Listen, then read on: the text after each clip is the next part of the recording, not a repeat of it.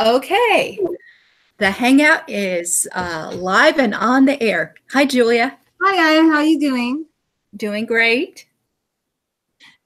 So I was just going to share about this idea. It's called ghosting. I had never heard much about it. I just thought it was like kind of this millennial thing. But apparently it's been going on for years. It can happen in relationships. It can happen in friendships. And I guess some people say it can kind of happen maybe in business transactions. But in friendships and relationships, it's just this very strange idea. But I wanted to share the live stream to Facebook first real quick. Do you mind if I do that?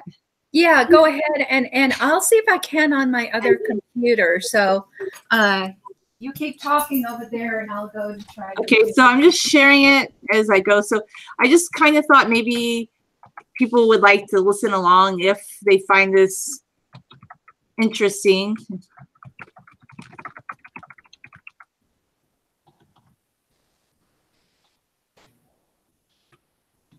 I don't know why.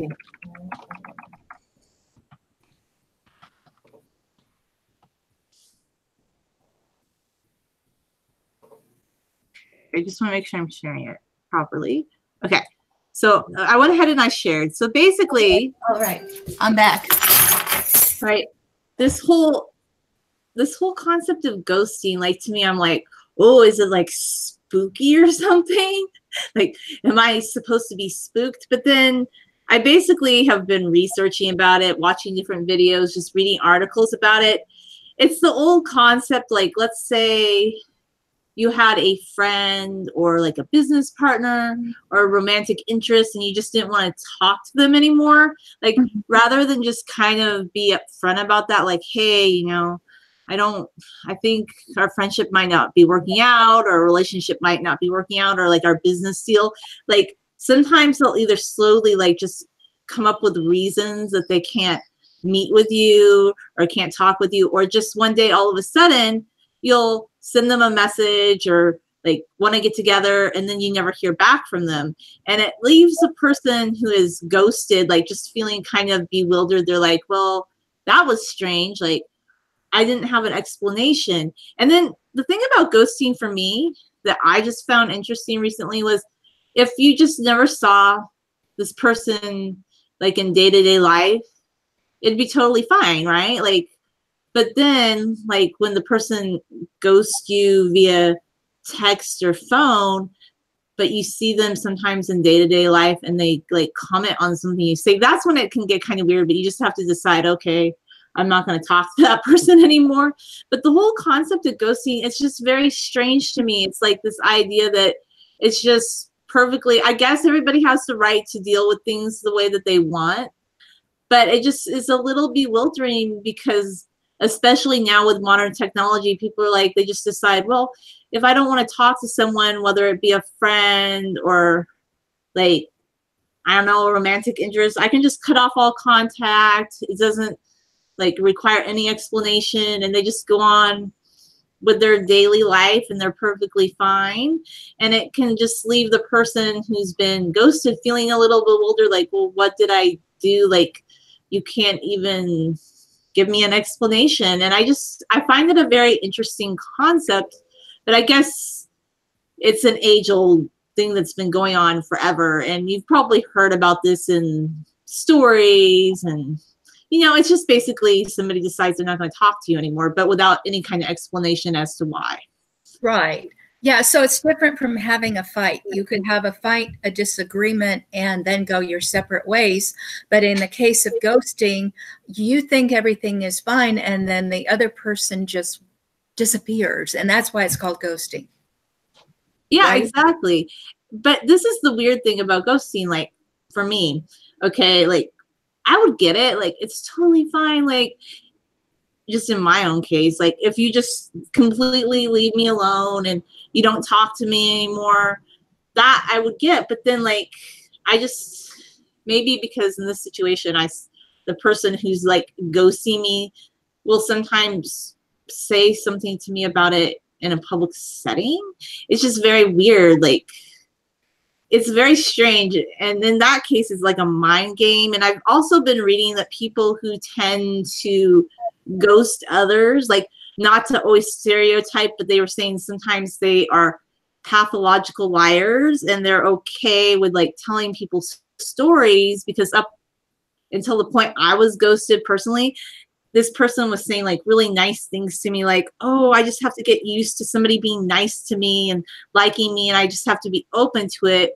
And then the next day when I was kind of talking to them about it, they're like, oh, I really like this other person. And when I asked them about it, they were like, well, I just said these things to make you feel nice. Oh, yeah. So I sent them a text message saying, you know, that didn't really make me feel nice. And after that, just no responses. So, yeah. Well, we also live in a culture, I think the American culture is such that you're encouraged to say nice things to people, but you're not encouraged to take responsibility for what happens after you do that, if you know what I mean. Yeah, exactly. Like, you can just be absolved of anything. Well, and in the case of this person, it's just so strange. Like, you have the right to feel however you want about someone else, but it was so strange because this person, they just feel 100% good. Like, they're just so happy, because the reason I got ghosted personally was because this person, there was this lady that he loved so much, and she had a boyfriend because he didn't want to get serious about her. And he's like, oh my goodness, you got a boyfriend. And he was very upset about it. So he started spending time with me because he was lonely that she wasn't around, but he wasn't quite upfront about that. Like, he kind of would talk about her a little bit. And I guess I didn't get the extent to how much he just was so desperate for her. He even said oh, she has a boyfriend now, and I accept that. But then, like, the next day, he's like, oh my gosh, she's going to break up with her boyfriend. I have to go be with her right now. And I'm like, okay. So it can kind of leave you feeling confused when that person just wanted to use you. Like, they weren't upfront about like why they wanted to spend time with you, but they just were upset that this other person wasn't around. But I guess, like, this is just life. People aren't going to be upfront about their intentions all the time. So you just have to kind of get used to it. But this has happened in friendships too. Like, I was watching videos where people said they were ghosted by friends, like where a friendship wasn't really working out. And instead of the person just being like kind of upfront, like, oh, well, you know, I just feel like we have grown apart, they would just like ignore the friend, and the friend would be left feeling confused and they didn't know what they did wrong, you know? Like, rather than just having a upfront discussion about it, people just run away. It's so odd. Do you think it's easier to do in the internet age where a lot of people are friends, but they don't live in the same place? And so it's all electronic, and the moment you want to, you can unfriend the people, you can take them off your list, you can never write to them again, you know, and so you're gone, right? I mean, do you think that's what makes it happen so much? Yeah, I think it makes it really easy, like, in the internet age. And this may sound horrible, but I actually would prefer if, in my case, like, I never had to see that person again, like, ever. But it's just so odd because, okay, in this case, I sometimes see this person and I just don't want them to talk to me, period. And I was trying to avoid them, but like, they were trying to talk to me about something I said to them over a text message. Yeah. So in my case, it's just really strange. Like, it's ghosting, I guess, but not 100% ghosting. But then I just decided I have to take the initiative to avoid that person no matter what, even if I do see them sometimes, because of the situation. But I think in the internet age, yes, it's a lot easier to just like cut off ties. You can unfriend someone, you can just block their number, and then you never have to think about it again. Right. But then the ghoster, I guess, it's just a very odd concept to me. Like, I guess this has been around forever, but I think that there's something flawed in our society where people think it's okay to just do that and take no responsibility for their actions. I mean, I don't know. Right. I mean, I did have one experience with an internet friend. It's not somebody I ever met. And We knew each other over a period of time. She was very supportive about my writing at one point, and then one day she disappeared. She's still online, and she didn't unfriend me, by the way. But it's like, I don't know, there's no communication. Wow. You know, if you send a message or whatever, it's just ignored. It's not like they write back and say, oh, I don't want to talk to you. They just don't respond at all. Yeah, that sounds kind of like ghosting to me. I kind of had a similar situation. Well, there was this lady from the UK, and I actually used to write on her website, okay? But I think in my case, like, my political views kind of changed over time, and I was like really pro-Democrat back then, really like pro-Obama, and I still like him for certain reasons, but I'm not like this pro-Democrat person anymore. And I realized, like, when I started changing my feelings about that, like, some people, they kind of just stopped talking to me or commenting to me as much because I wasn't part of their group anymore. And it kind of like would make you feel ostracized a little bit. And this lady actually did unfriend me, is what I realized. Like, she 100% unfriended me just because my political views weren't like hers anymore. And I never like personally said anything to her about her political views or criticized her, but I think she just decided one day that I don't think like her anymore, so I'm not valuable to be her friend. But it was a little disconcerting at the time because I was like, well, I used to write on her website, but yeah, I guess I just wasn't part of the cool crowd anymore, so she just decided I wasn't worth being on her friends list. Yeah, but I mean, I also have this other experience from a long time ago. I don't know if that's ghosting. Maybe I'll tell you, you'll tell me if you think it falls into that or doesn't. So I had this friend, and I met her through science fiction, you know, from science fiction fandom. We both liked Star Trek. She was a couple of years older than me. And so when the first time I met her at a store, I was buying a fanzine or something, and she talked to me. And so she was like a mentor for me in science fiction when I didn't know anything about it. Okay. And then I went to college, I went to law school. I didn't see her for a while. Then I saw her again in science fiction. By that time, she had changed a lot. She was married, had 2 kids, had gone through cancer. So she'd been through a lot, and we reconnected. And so we were friends for a while, and she was writing on my zine, and we didn't live in the same state. She lived in Oklahoma, and I lived in Texas. I mean, originally we were both from Texas. And then she told me she was going through a hard time. She was getting a divorce. And at the same time, I was changing from the law. I had been practicing law, and I was going to study linguistics. So I had a house, you know, that I lived in, but I needed to do something with that house, you know, when I went off to get my PhD in linguistics. So, and she needed a place to live. She said she didn't have a place to live. So I told her I would rent her my house just for the mortgage payment, which I did have a mortgage payment. So I would rent her the house. It would be much cheaper than any place else. She had 2 kids. That's generous, yeah.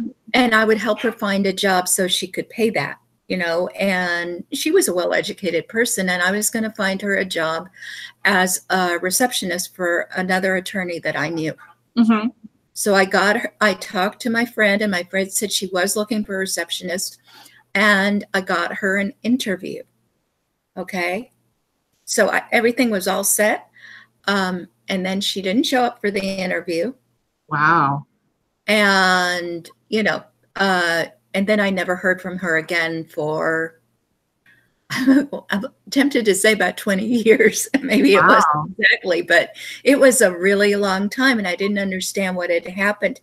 I mean, I don't know. Anyway, I did hear from her. We did get connected on Facebook for a while, but she turned out to be a socialist, And at some point when I said taxation is theft on my Facebook, she unfriended me. So anyway, I don't know. Wow. I don't know what all that was about, really. To me, that kind of does sound like ghosting, because from everything I was watching video-wise and reading, ghosting can be in both like romantic relationships and friendships. They said sometimes with business transactions, but I think that's a little bit different, because sometimes people just don't follow through on business deals, whereas like a friendship or a relationship is they're a little bit more personal. To me, this kind of sounds like ghosting, because it's like she decided one day, oh, I don't want to go through with the job interview. So rather than tell you, oh, I've changed my mind, she just doesn't show up. And to me, that feels like kind of like I don't know why. It's like a slap in the face. Like rather than someone just say, okay, I'm sorry, I changed my mind. I don't want to be friends, or I don't want to do this interview, or I don't want a relationship. Like you just have to like be a chicken and go hide. Like why? Like, it just seems very, I don't know. I guess some people are okay with this, but then what I don't get in her case is like, it sounds like she did that, or she just went and hid, and she didn't even like call to cancel the interview. And then you were friends years later and she unfriended you just because of a difference of opinion. Like, that's interesting. Like, it's like in my opinion, like people that do this, like, I don't understand. Like, they think it's okay to just do whatever they want, and they don't feel they owe anybody an explanation at any time. Well, the thing is, when I did get back in touch with her, I mean, you know, when we found each other again, she told me, and I said, I asked her about it, and she said, oh, well, I was homeless with my 2 kids for a few years. And I still don't get it. Why were you homeless? You had an opportunity. Yeah, that doesn't make any sense to me. Like, okay, so you offered her this job interview. She could have went. She probably would have had a good chance of getting this job or another job, probably. Right. Yeah. And then she had the opportunity to rent your house at a very reduced price. So she chose being homeless over an opportunity that would have worked out. That doesn't make any sense to me. Like, why would she just decide, oh, I'm going to be homeless, instead of maybe following up on an opportunity that would have been better for herself and her kids? Like, I don't get that.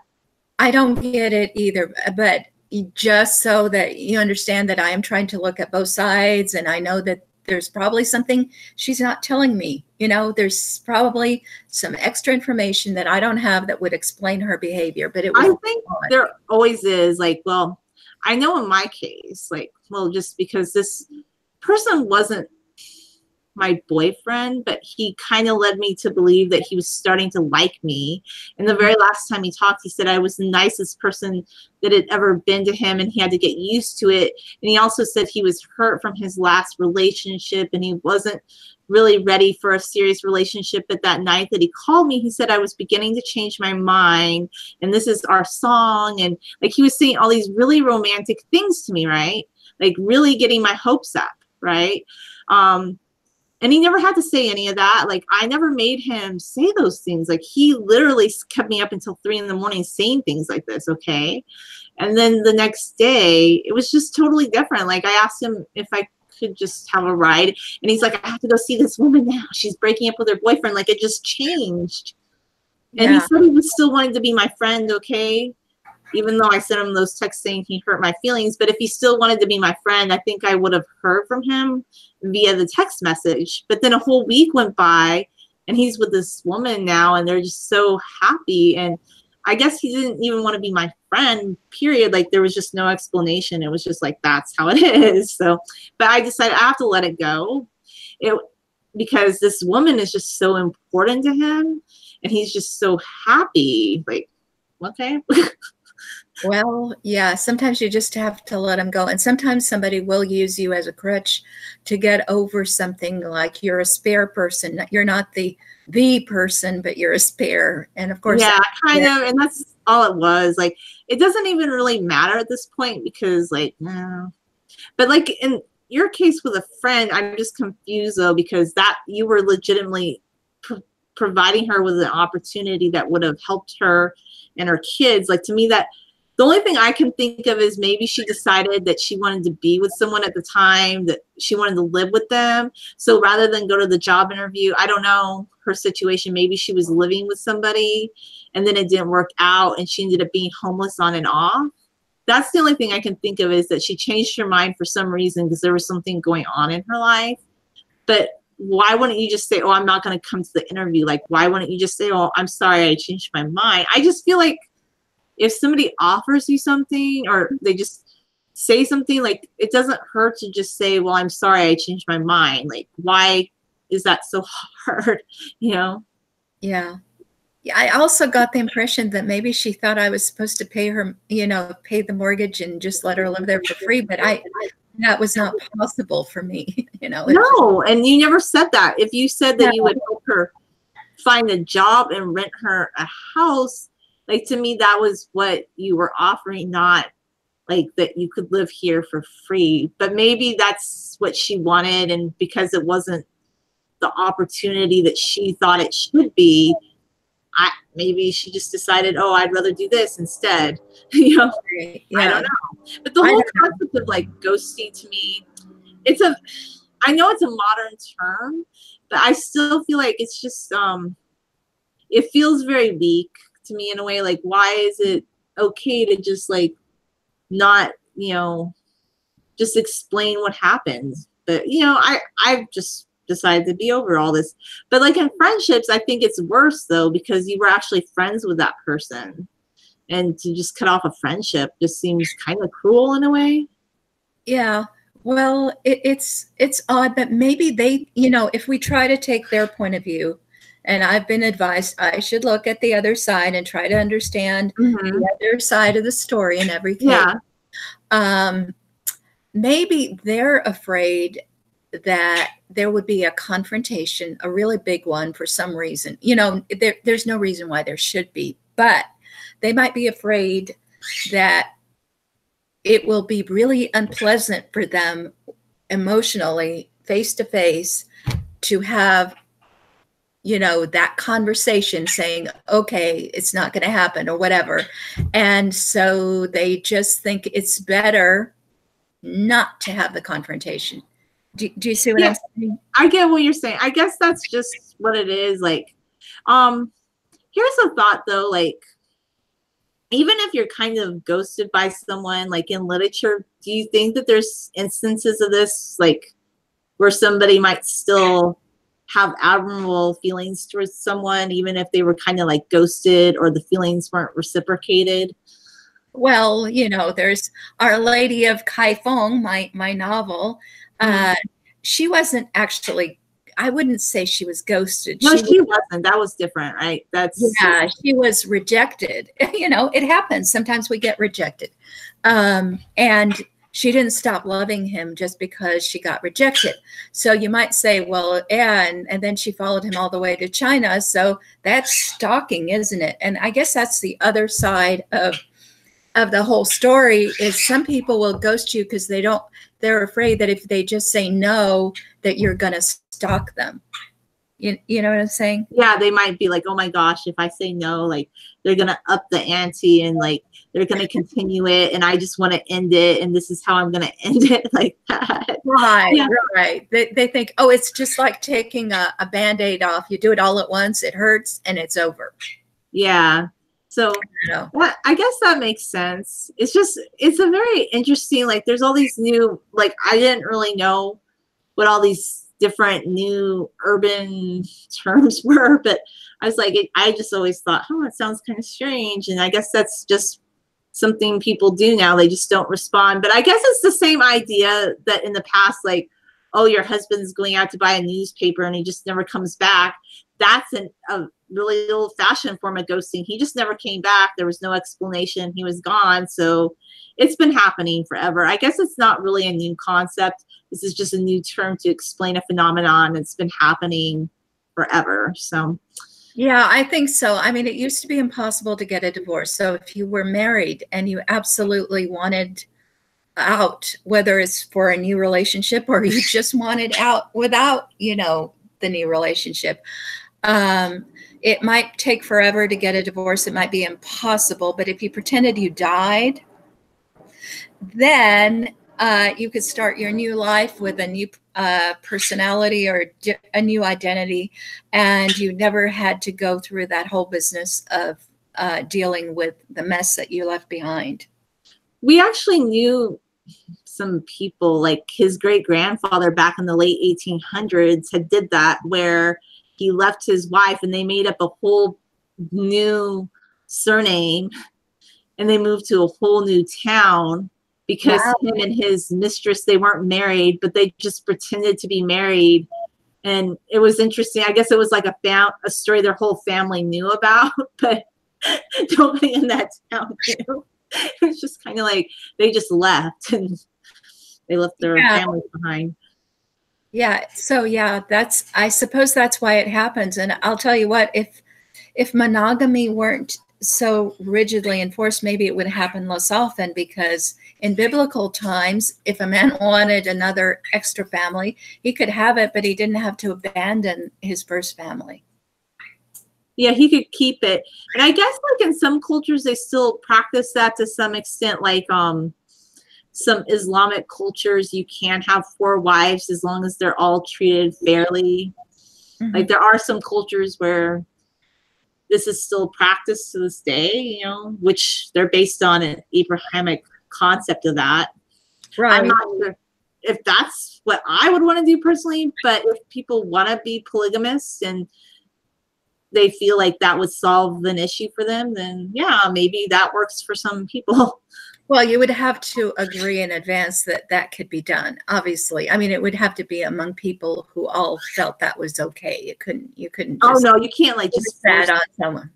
Yeah, you can't force that on people. But I guess that it is interesting though that we don't legally let people do that if they want to, and then we know there's a lot of people that they all are mutually agreeing on that. Like in Utah, we know like people think it's just the FLDS that do that, but there's actually a lot of people living in Salt Lake City who are still polygamous, but they just said that they weren't because when Utah became a state, the feds said you can't practice that. So people just took it underground and they still did it. You know, it never went away completely. People just started telling the state what they wanted to hear, but they still had, you know, multiple wives, and it was a mutual in most of the cases. I mean, there are cases where it's not, but there are some families where they all agree and the man has several wives and they mutually live that way. Right. Yeah. So, I mean, it's just a question of, are you trying to avoid, is the person who's doing the ghosting just trying to avoid a very, very difficult situation of extricating him or herself out of a relationship? Or can they just not be bothered to say, hey, I don't want to do this anymore? Yeah, that's a good concept, I think. So I don't know. I just thought this was an interesting idea to share because I've been hearing a lot about it. And I just thought, might make an interesting discussion. Like, can you think of any other like stories and literature where they've talked about this kind of concept a little bit?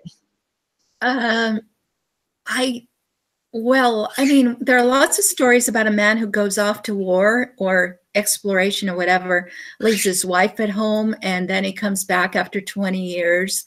But it's not, I don't think it's ghosting in those cases, because she knew he was going off to war or whatever, going off on the high seas. And so and maybe there was no way to get back, you know, any sooner. And so it's a question of presuming somebody to be dead when they're not, and what you do in those cases.